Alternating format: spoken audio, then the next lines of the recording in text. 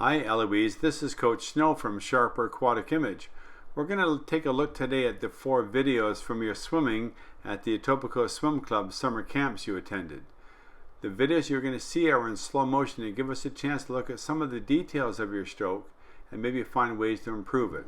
Let's get started on butterfly here. As we leave the wall, let's maybe have a little longer breakout with a few more kicks of butterfly kick before we get started on our strokes.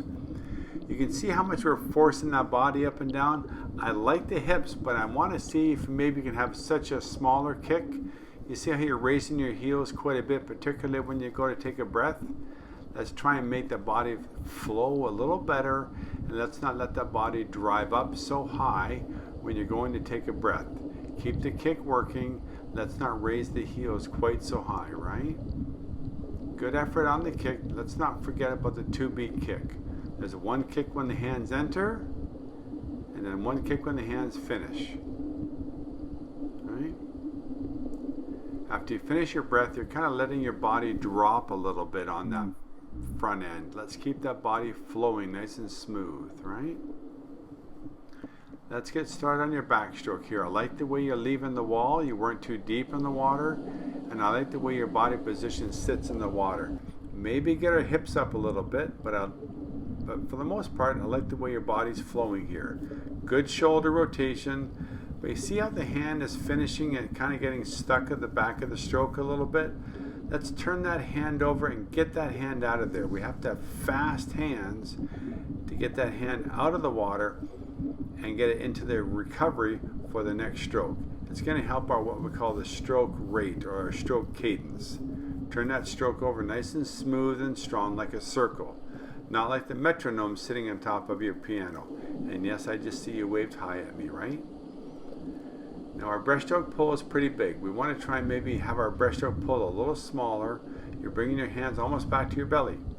Let's have those elbows slide underneath your shoulders. They're kind of coming back to your ribs a little bit too much, right?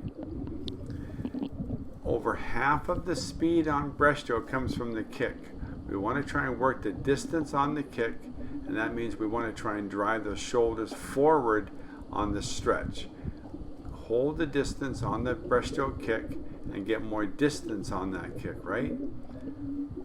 Now this is hard to talk about when you're in your swimming here on this video, but maybe let's see if we can maybe not drop our knees so much on our kick. Let's raise the heels. Let's not drop the knees so much on the kick, right? And one last thing, you can kind of see how your hand is getting stuck underneath the body. Rotate those hands and get them in front. Let's not forget about, oh, there you go. Here's your freestyle now, right? We'll start off with breaststroke. On our freestyle breakout, we want to have a good, powerful dolphin kick followed by a transition into your freestyle kick, right? High elbows, catch the water down, snap that hand at the back of the stroke. Let's not let those hands slip through. Full extension, and let's keep our kick up and down, right?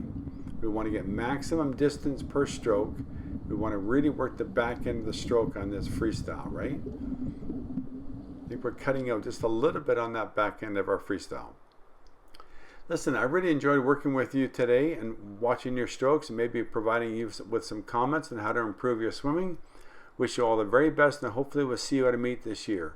This is Coach Snow from Sharper Aquatic Image. Thank you.